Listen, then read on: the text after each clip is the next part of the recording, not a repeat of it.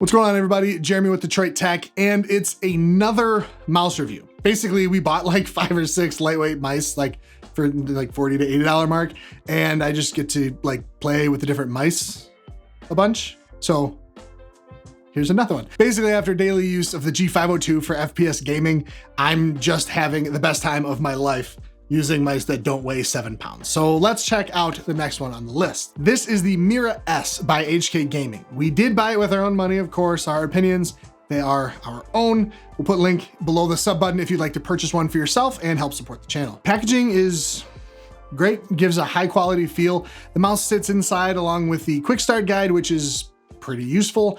And there's some extra feet in there and grip tape. The grip tape made like thin foam and laser cut matches the curves of the Mira S if you did want to put it on. I didn't use the grip tape. It's a 6-button mouse, right and left click, scroll wheel, forward and back buttons on the side, and the DPI button. Bottom of the mouse just has the 4 false meat and the PMW3360 sensor. The body has the now kind of like ubiquitous honeycomb cutouts, and that makes it the lightest mouse we've reviewed so far at 61 grams without the cable.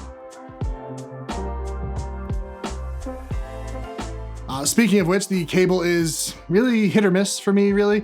When you pick it up, it feels a bit big and heavy. The fabric it's a pretty tight weave, but it doesn't really catch on anything while gaming. It doesn't really hold the shape of the bends or anything from packaging either, so that's good. There's a little bit of kind of weird crimping or something like right at the connector too. It's not a bad cable at all. I just really got used to the Model O- cable, which has a less dense weave and just feels a bit lighter. The general build is good and solid. The scroll wheel does rattle a little bit when you shake it, but that's really the only rattle that you get. There is essentially no flex when squeezing on the sides, and I could not get the forward or back button to actuate just by squeezing the sides, which is great. The only flex I can find is on the bottom if you like squeeze the top and the bottom. And honestly, if that's something you're doing like regularly, you need to stop doing that. The main switches are Omron. They feel great. There's maybe 0.5 millimeter of pre-travel before the click, and there's, relatively speaking, quite a bit of travel after you engage the switch itself. The right and left buttons do have a little bit of side travel, but it's not really enough for me to notice while I'm actually like playing in game. The DPI button is satisfyingly clicky, but does have some wiggle to it as well. Forward and back buttons do have a bit of pre and post travel, but the switches are very tactile. It gives really, really good feedback. I've had no issue with them at all. The scroll wheel button is responsive and quick, but the wheel itself is kind of like easy to spin, probably a little bit too easy. I found myself bumping it like without even feeling it and like switching weapons in Warzone and then dying, of course. So take a listen.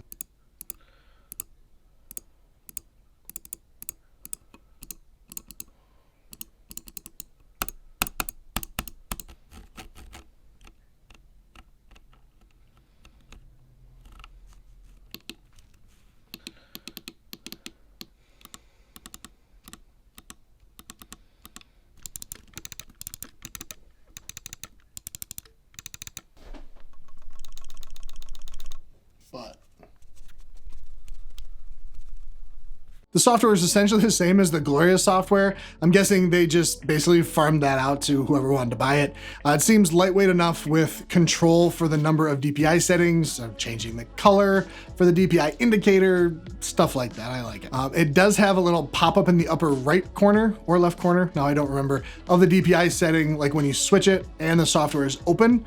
So it's simple, it's effective. Cool. The only lighting is on the mouse wheel, and this is a little thing they did that I really, really like. There are basically 3 lighting options. The default is the color changes with the DPI setting and just stays there. The default colors can be found in the quick start guide, by the way, as well. The next is the normal, breathing. The catch is when you change the DPI, the color changes to the corresponding DPI color, and then reverts back to breathing through all the different RGB colors. The last one is just the lights turn off after a couple seconds once you switch the DPI. It's a really small touch, but I really, really love it. And with the black color we got, it makes it really subtle with no lights or just a little bit of lights. It's useful and I think tasteful, not something you see very often nowadays. Now, HK Gaming has the Mira S and the Mira M. In my head, I didn't look this up, the S stands for small, and that's of course what we have here with my hands being wide enough to be in the medium, but short enough to fit in the small group. Mice are just kind of a weird thing for me, but I've found that most of the kind of mini versions of mice are probably what I need to be getting. And this one's really no exception. It works really well from my kind of hybrid palm claw grip, gets me closer to the palm grip because you can see has a little bit of like a steeper fall off in the back. The Model O minus, for example, much more like gradual rather than kind of steep. And I have to resort to more of a claw grip on the Model O minus. The Mira S just lets me get more than just a little bit of the heel of my hand on the mouse. It's just, I mean, it's just plain comfortable for me. And weighing in at 61 grams with the 3360 sensor from PixArt, capable of up to 12,000 DPI, you better believe it performs. Currently on the Corsair MM300 desk mat for reference, the Mira S is easy to get on target and just stay there, especially with the FAL in Warzone. The PTFE feet and the lightweight cable really just kind of let you play without worrying about the cable snagging. And it's just so light, you can just really throw it around. I know it's not like the lightest mouse out there, but when you're talking 3 grams or something, it's really, really hard to tell a difference. I was using the Model O minus for a bit and really liked it. It wasn't 100% perfect, but I did really like it.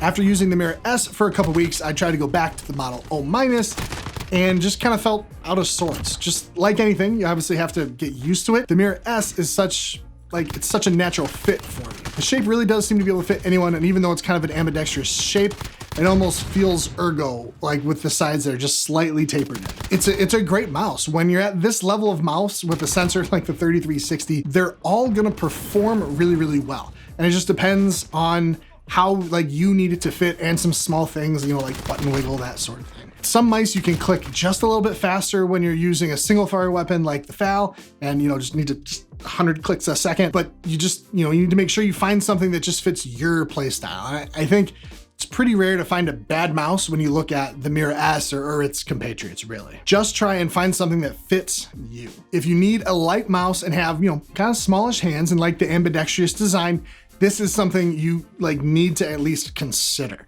And hovering around the $50 mark, depending on where you look, it's at a really competitive price point as well. I just can't say that you like should buy this because it's not going to be good for everyone. It's not like, you know, a monitor that's just like awesome and you should buy this monitor. But if the size fits and you like having a great sensor and, you know, something that isn't reliable on the software, this might be the mouse for you. Thanks for watching, everybody. If this video was helpful, hit the thumbs up and subscribe. If you thought this was gonna be like a productivity mouse, feel free to hit the thumbs down. Either way, really want you to let us know in the comments below why you do or don't use an ultra lightweight mouse, and we'll catch you in the next one.